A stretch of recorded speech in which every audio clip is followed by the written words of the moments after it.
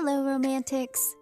I'm Sarah Gomez, author, romance lover, and host. You're listening to Romancing the Story, a podcast centered around writing, reading, and story structure, all with a twist of romance. We're at episode 24, and today's episode is different than planned. There was a scheduling conflict, so we'll have to table the crowdfunding talk for another day. But you're still in for a treat. On this episode, I get to talk to digital media consultant and my longtime collaborator, Kathryn McClatchy.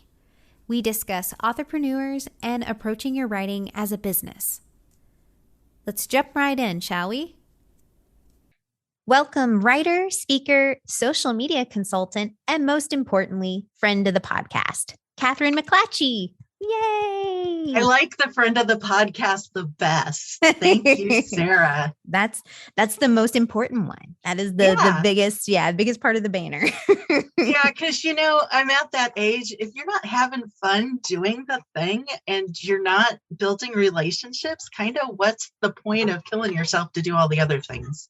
Right. And I feel like writing is such an isolating thing. In particular, especially as an author, that it's so important that we go out there and network with other authors, or at least try to make some type of author friends to help you kind of, push you along. And I call them your cheerleaders, right? To kind of help push you, encourage you along with your writing, with your business, with every aspect of being an author. Basically. Well, it's nice to have somebody who understands about the voices in your head and doesn't, think that you need medication. Or you can run an idea by and be like, listen. Like I could only imagine Shayla and I talked about that one point, one of the other episodes on the podcast, and where she mentioned, she went to her husband and said, okay, cannibals. Write her little novella. And so, I mean, of course you got to have those friends or those cheerleaders to work with, right? Right. And the ones that'll wipe your Google history when something happens to you. Exactly. I write murder mysteries. So yeah, I'm investigating a lot of stupid stuff. A lot of those very questionable things. Yeah, my story has serial killer in it as the villain. So, I'm really afraid if somebody looks at my search history. Oh man. I know there's probably a lot of authors out there that, you look at their search history, it's going to be like, what is wrong? Like, what is happening with this person? Exactly. So we're on today talking about authorpreneurs. So Kathryn, I know we've talked about it quite a bit before. How would you define an authorpreneur?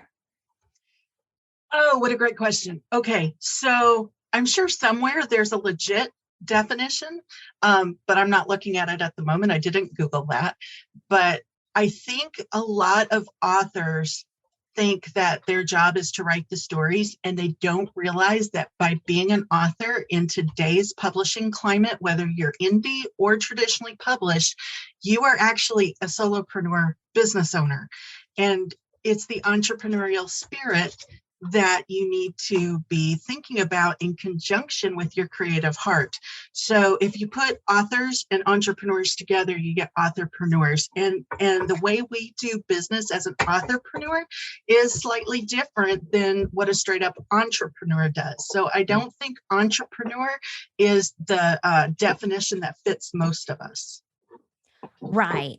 Right. And I feel like authorpreneur, for me at least, it kind of marries a little of that business sensibility with that creative side, right? Right. Entrepreneurs by nature are creative. They don't like coloring inside the lines as a rule, which is why they don't like being employees. And I think there's a lot of that in the author community too.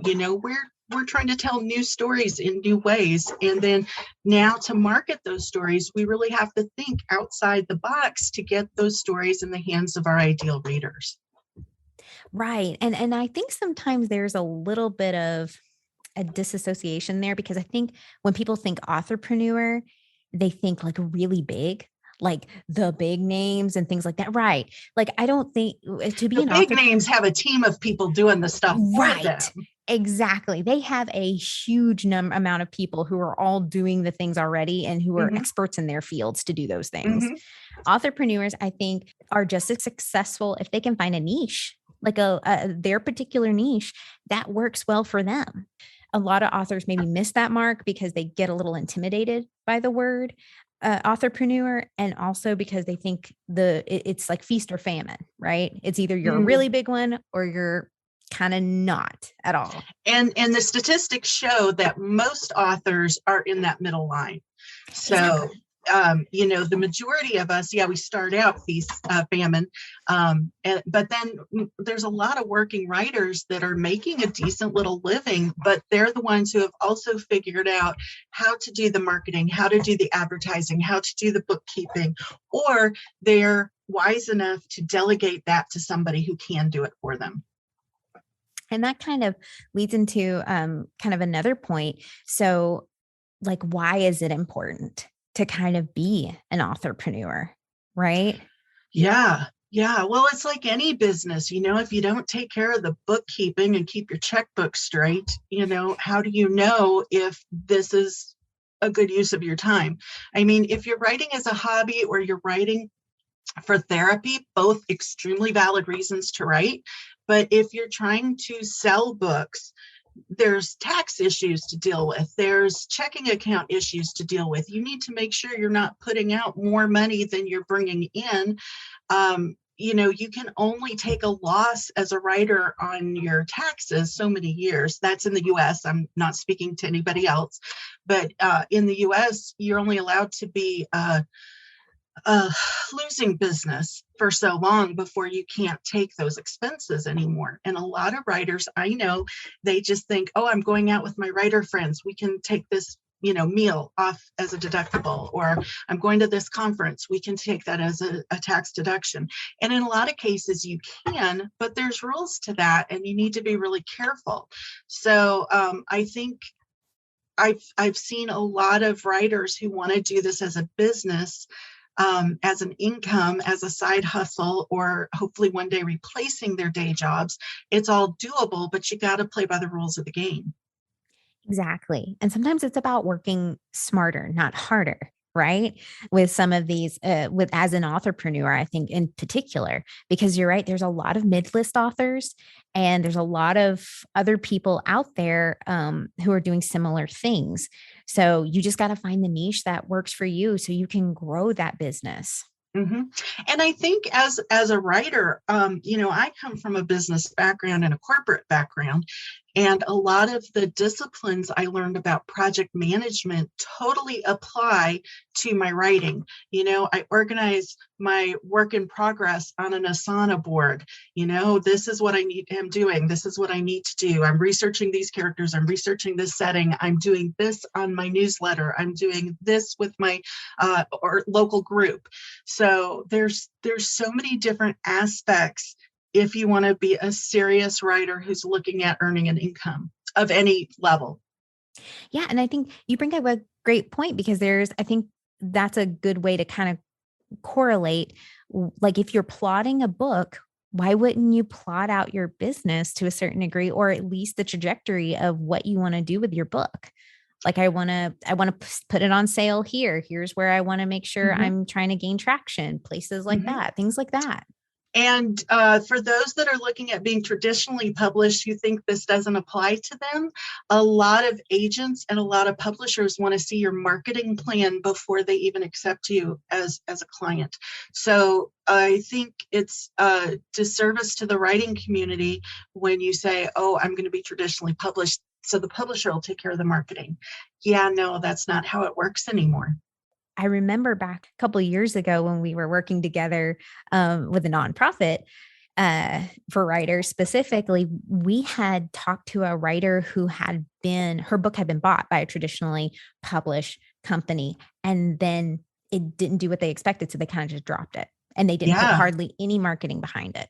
So you can't count on them. to do that for Exactly. you. You got to have, you are your own advocate, I think, as an author. And I've spoken to a number of authors, and this breaks my heart because it's not an isolated event, that they have a trilogy and their agent's all excited and their publisher is on board. And then they get book 1 out and then book 2 out, and the sales aren't what the publisher expected. So they cancel it before book 3 even comes out. So they're left hanging with all of this work that they've done because the author didn't know that they were responsible for the marketing side of it.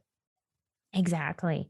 And that's one thing too, that because I know you mentioned you come from a business background, and I do too. That's how we kind of met. That's how we connect, is because we kind of geek out about like analytics and all that fun stuff. But it is one of those things, unfortunately.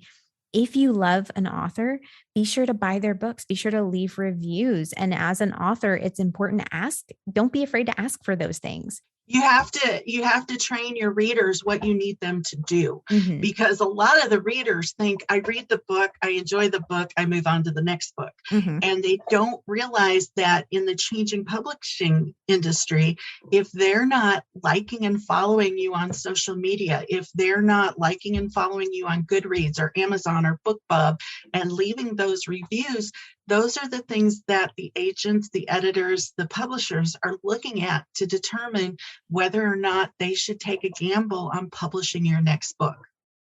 Right. And authorpreneurship can go for anybody, right? Indie, self-pub, or traditionally published. Right. Authors. If you are, and this is how I like to break it down. If you are writing a book, you are creating a product. If you intend to sell that product, you are in business. If you are a one person shop, you are an entrepreneur or a solopreneur. So, whether you like it or not, if you intend to sell books, you are in business. So you need to act like a business person, or you need to hire somebody to be your business person. For a lot of authors, I know the best way to balance creative and the business side, especially if they don't come from a business background and they're like, where do I look? Sometimes it's important to hire somebody, like a consultant at least, right?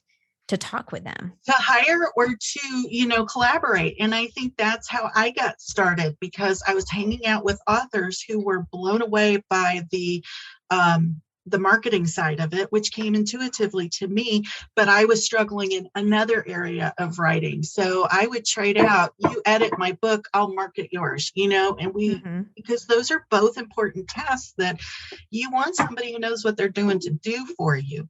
So if you within your local writing community can find a person that you can swap duties with, or find a friend, or have a sister who's an accountant and doesn't mind looking over your books every quarter, you can hire it out, but a lot of us starting out, bartering and delegating to friends is a good starting point.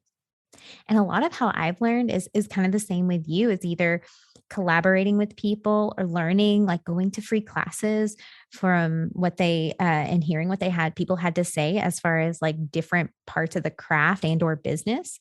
And that kind of is what we are working on, right? Yes, and part of our Twitter spaces. What a nice segue. So because Sarah and I have heard so many horror stories from wonderful writers, we both kind of feel like it's our mission to encourage and help and connect authors with the authorpreneur space.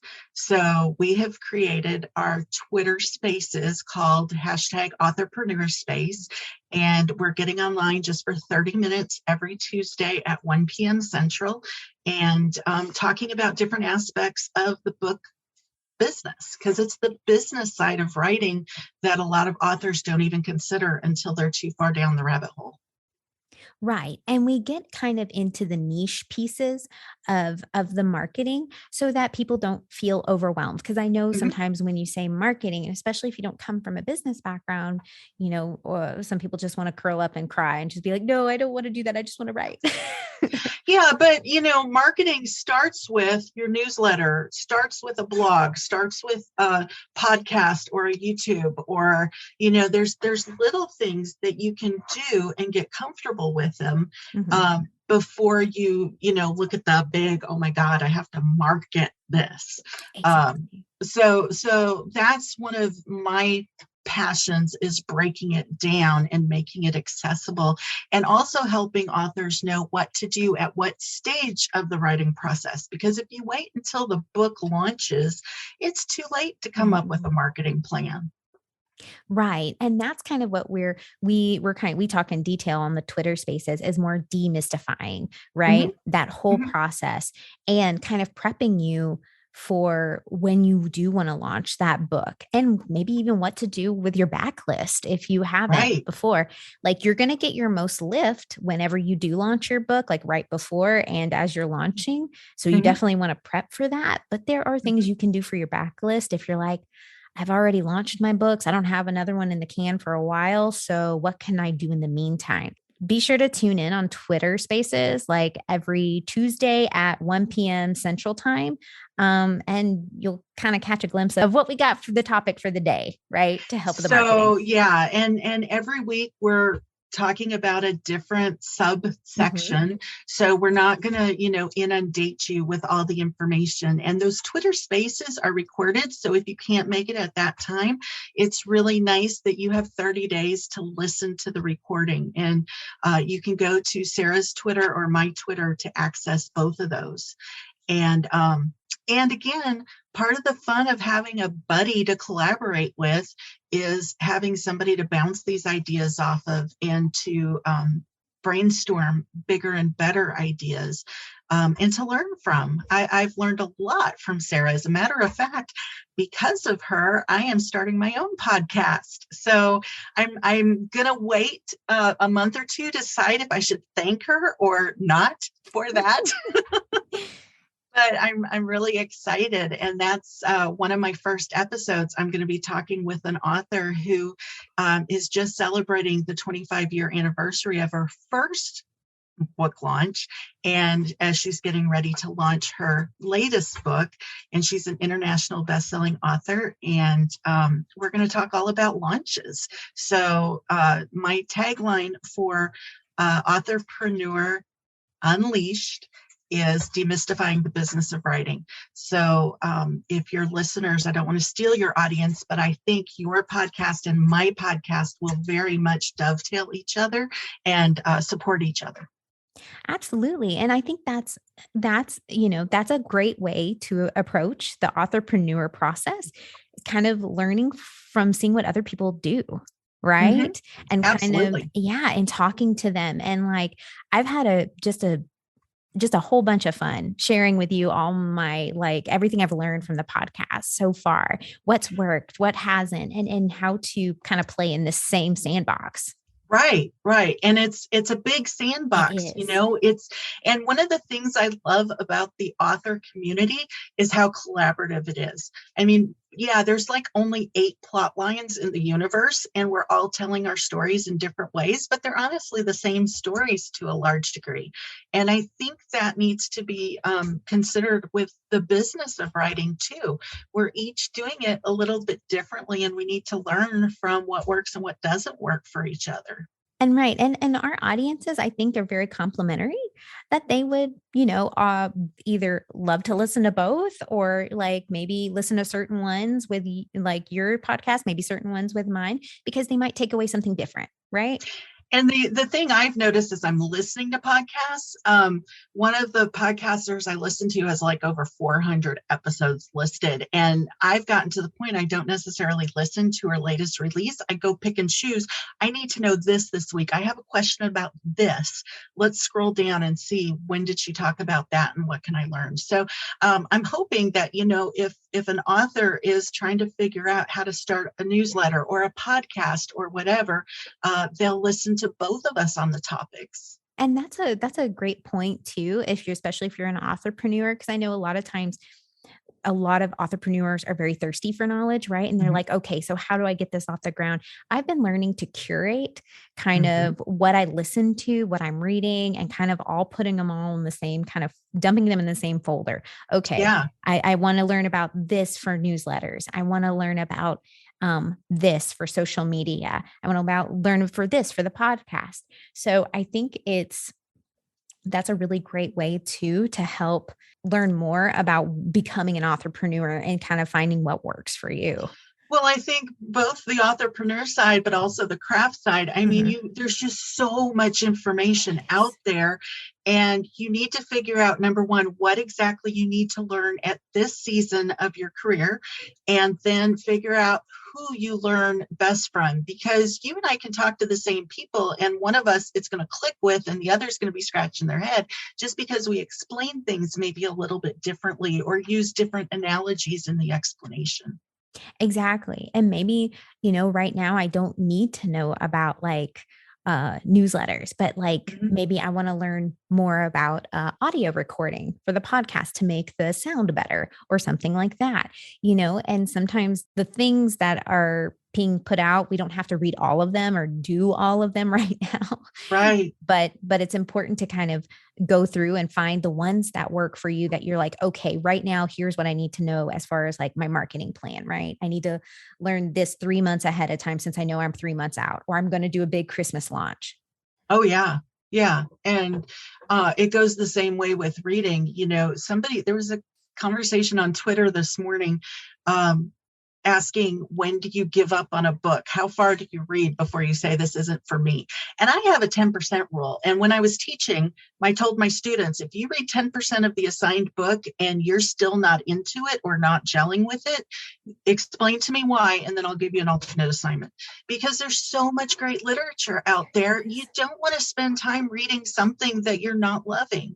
And you know what? I saw the same thing, not did this you? morning. Well, not this morning, but it's very similar thing, like several months ago, where someone said the best thing I've done for self-care has given myself permission to not finish a book if I am not into it. And they actually gave themselves a little bit more leeway. I think they give themselves 30%. Okay. And I'm kind of with you. I'm like at the 10% mark. If I'm not really feeling it, or there's just something that just it's not hitting right, then I'll just kind of give up. And I'm like, oh, okay, it's just not the book for me. There you go. Oh, hi, Butler. Oh, is he in? I just saw him just peek his little head up right as you came back on. I saw him under my desk and I was afraid he was chewing a cord, and he wasn't, but he was a little too close to it. So I needed to move him. By the way, Kathryn has a service dog named Butler. He's adorable. He is adorable. And y'all, he failed out of service dog school. So he will not be staying with me permanently. But I was so excited to have a service dog named Butler because, Victorian literature is my thing, and I write mystery, and I've been wanting to say the butler did it since I was a kid. Oh, man. And that's such a great name in order to say the butler did it. Butler, I need you to go get this. Butler, know, right? go find my phone. Let me go get my butler for that. I love that. That's a great name. So now I got to decide, can I use that name again with the next service dog? I don't know. So we were talking about stopping reading at the 10% point, but I think that plays in with, whatever you're listening to on podcasts or whatever teachers you're following. If they are no longer helping you get to your next goal, there's others out there. Please don't feel like you have to stay on somebody's newsletter or you have to keep listening to somebody's podcast. It's just like, I hope that the whole world's going to read my book, but we know the fact is we're writing for a very specific audience, and the audience can change. And I don't think any of us should have our feelings hurt if what the next thing we produce isn't for everybody. Right. And that is a great thing to kind of keep in mind as authors, because I think sometimes some people might lose sight of that, right? Like we have a niche, we have a genre, and there are certain expectations in that genre. Well, sometimes those things hit, sometimes they don't, and that's okay. But then we just kind of keep, make sure you're giving yourself enough leeway to kind of promo those things and you're still hitting the mark, because sometimes it can take years to hit with those books, because sometimes it's just right product, right book, wrong time. So many of the classic literature books that we've studied in school. The authors died penniless and didn't get famous until after their life was over. Sometimes you're just ahead of the curve, or sometimes there's, the circumstance of our daily lives doesn't mesh with what you're writing, but that doesn't mean you're necessarily a bad writer. I also think we got to be careful to actually set goals, both with our writing and our business side, because if you don't know where you're going, it's really hard to get there. And if you don't know your definition of success, how do you know when you've arrived? And everybody has a different definition of success. I no longer have the intention of writing the great American novel and being a best-selling author. I get way more joy out of helping other authors get to that goal. So I think we just, as far as setting those goals and saying, at 10%, this goal no longer works for me. There's no shame in changing the goal and changing your definition of success. That is a great point, because I always thought to myself, I never really thought I would be doing the podcast as long as I have, to be honest. Oh, really? I didn't. And you're such a natural at it. I know. And a lot of people say like, I have a good voice for it. So I'm like, okay, that works. But I thought it would be more like stage acting.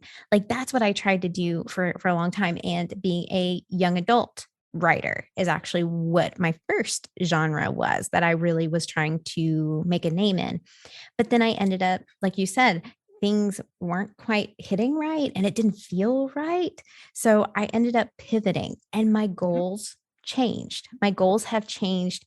And now I do keep a small set of like monthly goals, but they're pretty achievable. They're nothing too crazy and they seem to be working for me. And I think that's a great rule of thumb for almost any entrepreneur is give yourself small incremental goals that you can help hit. And that helps me. And even stretch goals above those, like goals that, okay, this is probably maybe achievable for this, but then you have a stretch goal beyond that. Sometimes it works for monthly. Some people do it quarterly. It just depends on what works for you. But I know that helps me feel like, okay, I'm getting somewhere with this. Right. I like doing the 3-tier goals. Here's the goal that I know I can hit. Here's one I'm going to have to work for. And here's my stretch goal. So I do 3 tiers of goals. I like that. And then I have my goals for the quarter because again, academic background as well as a marketing background. I'm used to doing the semester schedule. So the quarterly plan works really well for my headspace. And then I also try to have a 1-year, 5-year, and then a 10-year dream. I think a lot of us are afraid to dream the big dreams, but what I've learned is by thinking about those dreams, then I can decide, is that something I really want to do as I get there? So yeah, I think if we don't have a goal, then what are we working towards? But then again, I know there's a lot of pantsers out there who's hearing that and going, oh, that's just not me. Well, think about maybe you have to pants a little bit in your writing and plan a little bit in your business or vice versa. But at least be aware of the options to where you can figure out what works for you. And sometimes it isn't necessarily like you don't have to have like this huge big marketing plan where you're hitting like every single day, like a marketing beat. That's what we would call them in marketing. Yeah. But sometimes it's preloading, right? Preloading tweets or Instagram posts and saying, okay, I'm going to post one out for one day every week for the next 3 or 4 weeks. And that's talking about me or talking about my book or talking about something I am an expert at or I really enjoy in order to kind of inform my audience or to help boost myself, right? To help get myself into the algorithm. Sometimes it's something as small as that in order to help get you started. I know, and because I know a lot of people too are on crunch time. We're just busier than ever, right? Doing all kinds of things.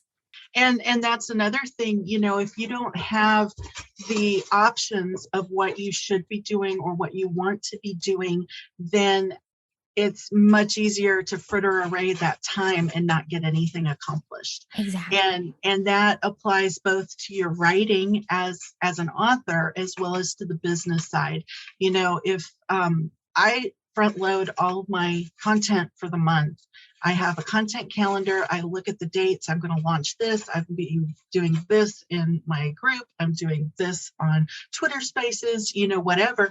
And then I can work the content that I'm putting out on social media accordingly. So it all looks like there's a plan and it's cohesive. And it takes less time. If I spend 2-3 hours one day a month rather than, 30 minutes every day, not only does it look cohesive, but it's a time saver. Well, and that too, and you have some leeway to for contingencies, right? Mm-hmm. A great example would be like the podcast. I originally had another guest booked, but I had planned for that, but because circumstances happened, you were kind of on board with helping me. And now I'm going to have a contingency plan. Yes. For going into the next round of podcasts. If anything ever happens, you can jump on it, right? Basically, something starts trending and you're like, oh, I have a book for that. Right. So right. I have a connection who can speak about this. Exactly. But here's the other thing for those just starting out. You don't know what you don't know until you get out there and start doing it, So don't wait until your plan is perfect and you have all the pieces of the puzzle figured out, because you learn so much when you see what works and what doesn't work. And what works for me may not work for you. So it's nice to see, okay, these are options. These are tools I can put in my toolbox. And when you're in the middle of stuff, then you go, oh, she spoke on that last month. Let me go back and listen again. So a lot of times we don't know what we need until we're in that moment and need a contingency. Exactly. And, and don't get discouraged, even if you have things that happen that interrupt, right? That kind of interrupt that plan, or something may not be working like you had imagined. That's okay. Sometimes it's about having that plan in place and finding what works for you, because maybe you pivot your energy somewhere else, or maybe you keep going and maybe eventually it does hit, it gains a little traction. The podcast took a while to get off the ground, but now that it has, it's really done pretty well. Yeah. Overall. Yeah. It's really exciting to see. And had you not, dipped your toe in that pond, how would you have known? Right. So it's worth trying. And a lot of times, our best made plans just don't work. I found my calling as a college professor. I thought that's what I would do until the end of my days. And then I suffered a stroke.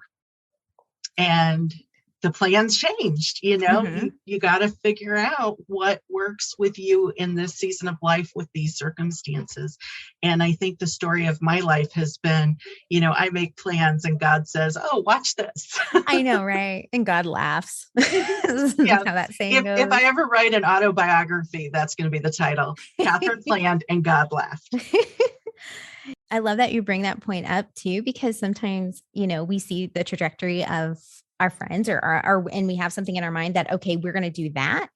And sometimes that's not our path, right? Mm-hmm. Sometimes it takes us elsewhere, or something else works better for us. Even if we write in the same genre, even if we're the same type of author, something else works better for you. All we can do is take the next right step, because a lot of times by walking that path, new opportunities that you never imagined come up. When I was in college the first time with my marketing degree, there was no internet. The gray hair is speaking for me. I was in my second or third big marketing job when my boss told me to go to the public library by the university and ask the research librarian to look something up on the internet. And I said, wait, what? What's this you're talking about? Because the internet was such a new thing. Nobody had access at home. So, how could I have planned for a career as a digital media strategist when it wasn't a thing? Mm-hmm. Well, and it's kind of amazing being behind the scenes. I've worked pretty much in some capacity with marketing my entire career. I worked in merchandising, which works usually really close with marketing. When I tell you, especially the ones who are run by older C-level people, they don't take social media seriously. They Mm-mm. really don't. No, and I've had trouble with some clients. I've had some really large clients who they have a background in marketing and they think the point of social media is like a electronic bulletin board. We put an ad out there, we put an announcement out there, and that's it. And that is not what social media is about. And then they're frustrated that they're not getting the followers or the traction that they think they should, when the fact is they're not using it, strategically. And the same thing sometimes with email newsletters, as far as like the big box companies, because sometimes they'll give you things sometimes based on your algorithm, but for the most part, they don't take it very seriously, because in Right. their eyes, that's not where they necessarily want to put their advertising dollars. So there's a big opportunity, I think, in those venues, usually using the digital space that anybody could use, right? It's the great And equalizer. that's what I love about it, because you don't have to be a top name author to access all these tools. Mm-hmm. And I am very frugal. I like doing, what's strategic, what works, and what has the least amount of spend. And it's really important that we are maneuverable enough to pivot with these different technologies. Like, who planned for TikTok to take over the world? Now you have all these other platforms that are pivoting, trying to keep up, because they lost ground while TikTok was growing. Instagram had dropped their, you could at one point do IGTV for like 10 minutes to an hour, and they dropped that. Well, TikTok is now putting out 10-minute videos, and suddenly Instagram's like, wait, we used to do that. Let's get it back, Right.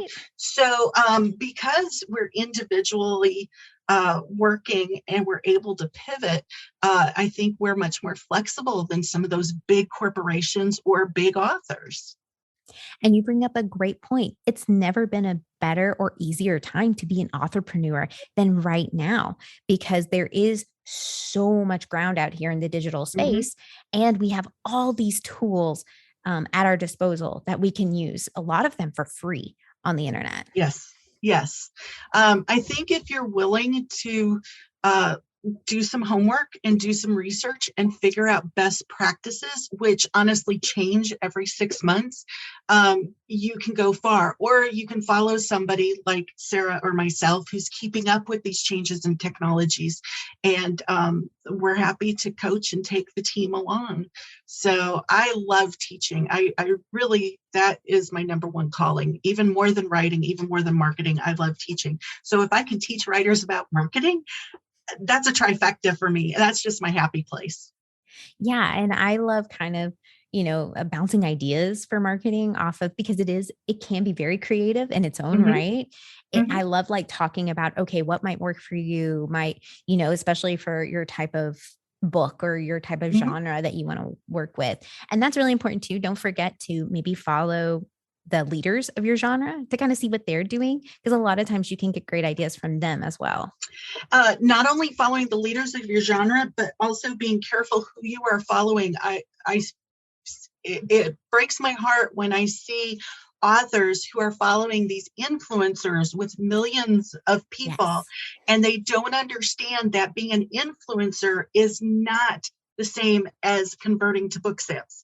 So if you're doing what an influencer is doing and not selling books, there's a reason, because that's not the job of an influencer. You need to be looking at how to market your books, and you only need a small following for that, not a huge following. And I think an influencer, they are selling themselves, but their sales are usually for free. I mean, well, they're selling them. They're building their following so that corporations can hire them to sponsor products, and they're doing affiliate marketing, not necessarily just because, people are like, I want to be a YouTube star and make all this money from YouTube. Well, they don't make that much money from YouTube. They make money from the sponsorships that they're getting because they have a large following. But if you only want to sell one product, which is your book, you don't need, 100,000 subscribers.